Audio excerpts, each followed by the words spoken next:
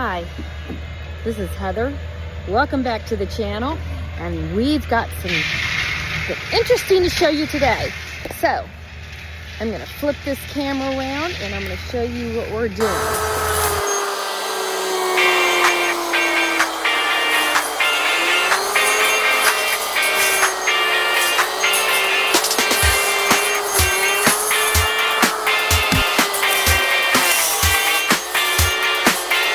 Been here for many years. When I say many years, I'm talking about 15 years. So this field is really quite nice.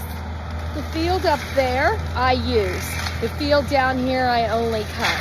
And the reason that I only cut it is because I can't get the cows down here safely. I can get them through there, but then I have to work around, trees, and it's double work basically for me to get them over to this area, because we do rotational graze.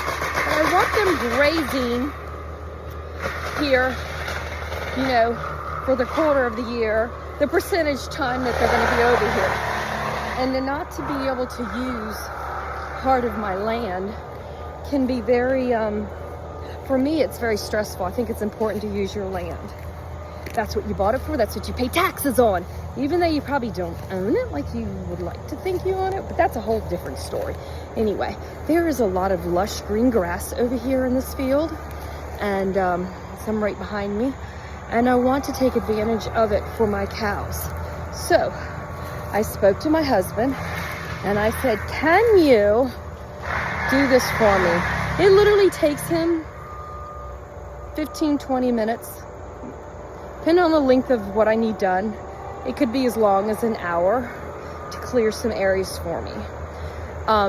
The hardest part is getting the equipment, and when I say equipment, get the compact track loader fueled up and drive over here. That's what takes the longest.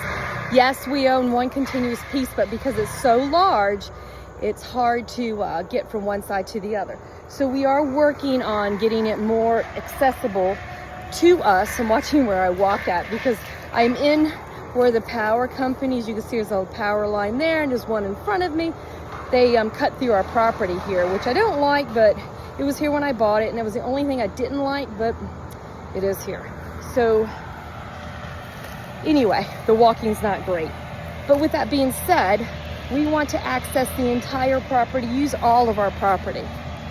Oh, I gotta show you this. I don't know if you can see behind me. He's coming out with stuff on him.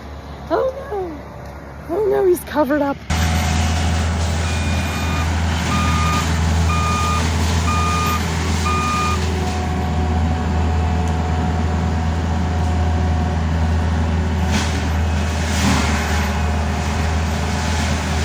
So of you who are new to the channel, welcome. But I wanted to mention that when I get excited over downwood like that right there, downwood for me is a source of heat, water, hot water, and it also allows me to cook my family. So we have what's called a Kitchen Queen 480. I love the new one. So if you get one, you'll be lucky. But we have the Kitchen Queen 480 that heats my house, heats my water, and it also heats my home. That is my main and only source of heat. I can use the heat pumps. We have Dyson, no, not Dyson. We have Daikin AC, independent AC units where I can just heat certain or cool certain rooms. And I'm only use those basically for AC when I need it. But generally speaking, it's the wood that we're using for heat. It's the wood that we're using for cooking, and it's the wood that we're using for hot water in the wintertime. Obviously, we don't use it in the summertime because it's too hot in the house. And we are in Southern Virginia, so it's just way too hot here. Anyway, wanted to just see absolutely how cool that is. Awesome, right?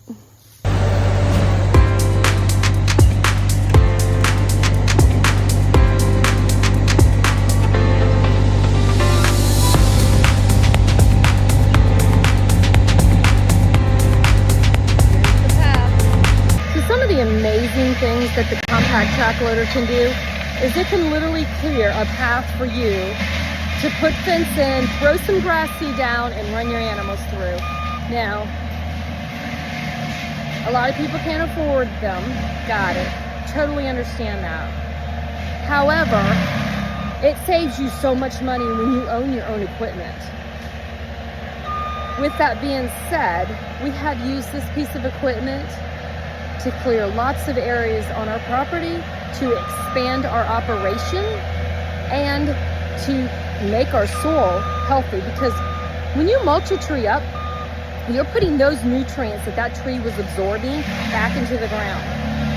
The other thing about mulch is when it rains, especially heavy rain, it will absorb the water. It will not move. When you bulldoze, you create erosion.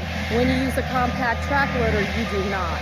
Now, we've done both, and we are still, after 15 years, trying to fix the bulldozer's erosion.